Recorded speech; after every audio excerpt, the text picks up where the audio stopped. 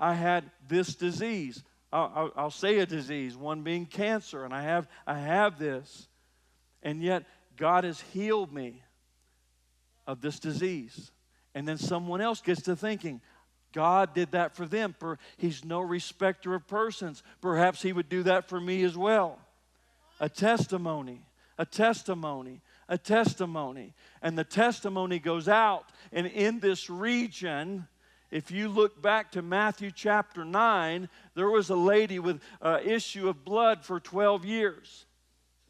She began to bleed. And we don't know a lot of details about her. She could have been married, could have had children, but at some point she began to bleed. And that went on, not just for a week, but for multiple weeks. And then it became years. And she spent money, and she exhausted all the money she had on trying to find medical solutions.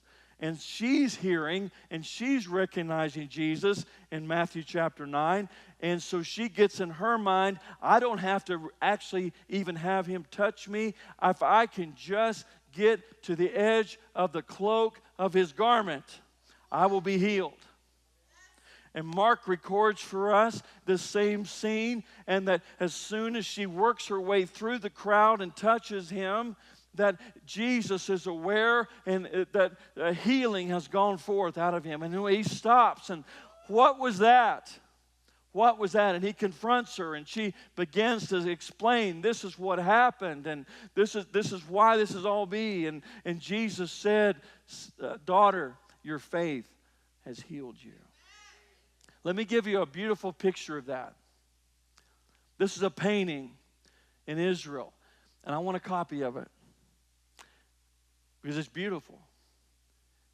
And you can see that. Just her hand reaching through the crowd, perhaps through a bunch of feet, and actually just making contact with the edge of His garment, the tassel perhaps of His rabbinical shawl, that she knows,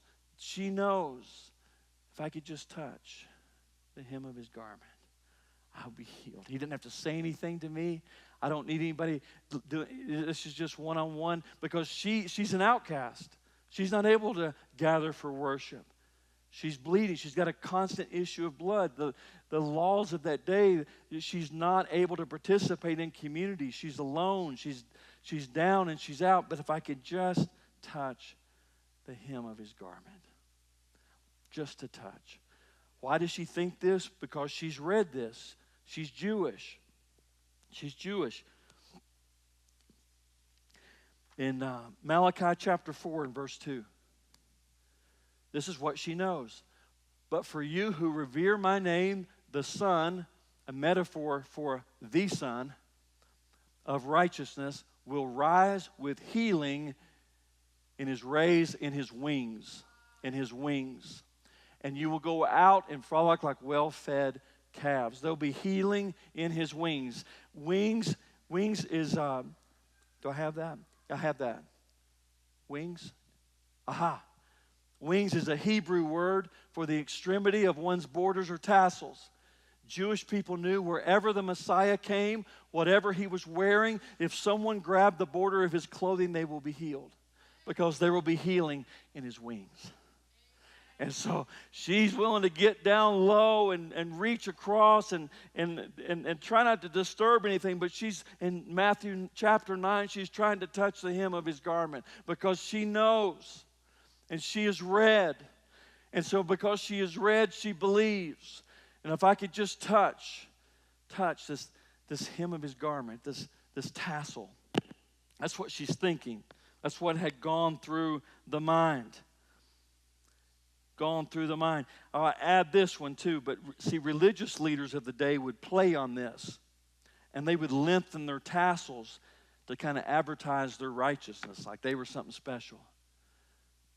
And people would be duped by that, because sometimes we are duped by someone who looks the part, a religious leader who looks the part,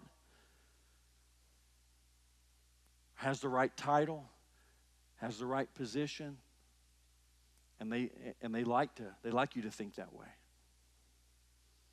That's where the discernment comes in again. And she's discerning, though. I believe this is the Messiah. This is the Son, S-O-N, of righteousness, and there's healing in his wings.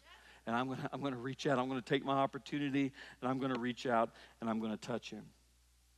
I wonder, she's in this same region. I wonder if she didn't go back and tell somebody. Of course she did. Of course she did.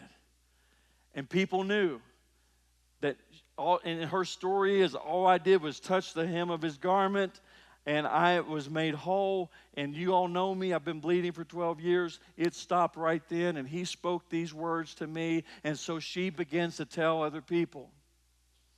Other people may have been a recent testimony. They knew about the 2 fish and the 5 loaves, but whatever it is, there are thousands that are gathering around, and they're following Jesus. And this healing revival breaks out as they land on the shore on the other side. And Jesus is simply just walking. And people in the crowd, in the marketplace, people brought on mats, Mark said, and they're just reaching out and grabbing the very hem of his garment.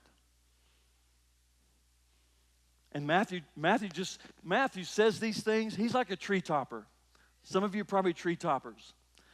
I actually, Paula would say that I am too. I tell just the facts. We're at 30,000 feet. And so Matthew just kind of writes this, lays this out, and we move on. Mark gives us a little more detail. And then John says he was actually teaching in the synagogue in Capernaum. Testimony. What God has done. What God has done.